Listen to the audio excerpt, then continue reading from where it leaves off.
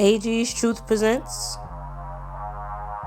Saints and Sinners Season 1 Episode 3 Review. What's up, YouTube? It is your girl, Amber Gardner, and I am coming to you right now to do a review on Saints and Sinners Season 1 Episode 3. Now, first of all, I was very shocked when the episode started off and we got to see that when it came to Jabari and one of his teammates, or I guess you could say boys in crime or whatever you want to call it, that there was some issues where his boy thought that Jabari was getting a little weak.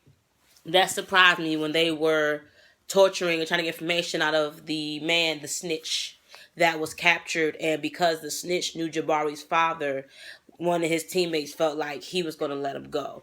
And you see that you heard the gunshots. Obviously, that's not what Jabari did. He is definitely a very loyal person when it comes to Rex. Also, from that, we also got a chance to take a look at First Lady, Lady Ella, and her campaign. That Lady Ella is interesting. And I say that because to be a first lady and to say that she reps Christ, she seems to have no boundaries when it comes to what she will and will not do for power. That woman is power hungry. The fact that she kept campaigning even after her husband's death purely because she wanted to get the sympathy vote. The only thing better than the Christian vote is the sympathy vote. Really, chick? Your husband just died.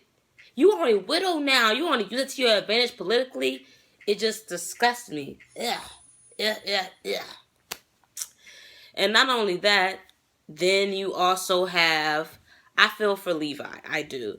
Because he loves Lady Ella. He loved Pastor. And he really got thrust into a position that he was not ready for. Him being an executive pastor and them having to elect a new person to minister, a new pastor that's more of the face of the ministry, whereas Levi handled things behind the scenes and the board having their arguments. He had a lot thrust on him, and it is good to see that Christy's helping. I am a little concerned with Christy due to the fact of when Levi mentioned her those accounting problems, it seems as if she knows more than she's letting on. So I'm a little concerned. I think Christy might have a little bit of her mother in her when it comes to keeping secrets and stuff. But we will see about that later.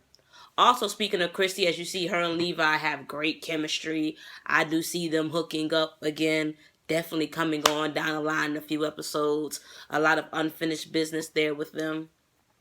Now, speaking of unfinished business, let's talk about Miss Ella and Rex.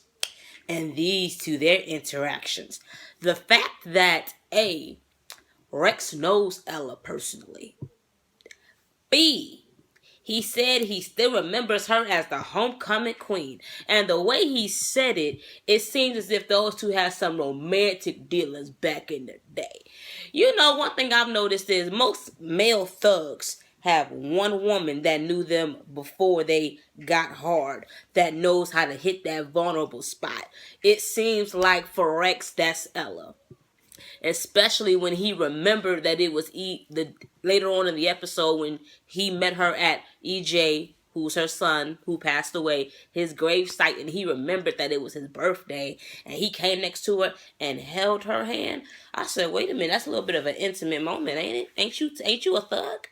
Ain't you the black godfather? But you holding hands and things, and you showing tender love and kindness? See, yeah. I think that there's some romantic dealings that happened in the past, and I also think there's some romantic dealings that pop up in the future. But that's just my opinion. What else might be missing? Oh yes, when they elected the pastor, he was so shocked. He did not know what to do, but I truly do believe because he had a good heart and he was pure. He was not trying to campaign for it. And I believe that because he was not trying to campaign for it, that's why they elected the new pastor. Miles really impressed me with his work with Dietrich Haddon on the show. I knew Keith Robinson, who plays Miles, was a great singer, but it really did impress me. However, I'm wondering what's going on with him and Miss Christy. And I really just get a feeling with Miss Christy that, yeah, there's more going on with Miles. I get a feeling that there's definitely more going on with him, and I cannot wait to see that. All in all, The show is getting good. As you see at the end of the episode, Jabari was arrested by the police officers, and next episode is going to get more and more interesting. I hope to see you all back here for the review on episode 4. And I thank you for coming. Stay strong, stay encouraged, stay committed and watchful, stay a fan of the show, and just stay being yourself. And don't forget, 2016 can bring a new you, but only if you allow it. This is Amber Gardner at AG's Truth. Peace, y'all.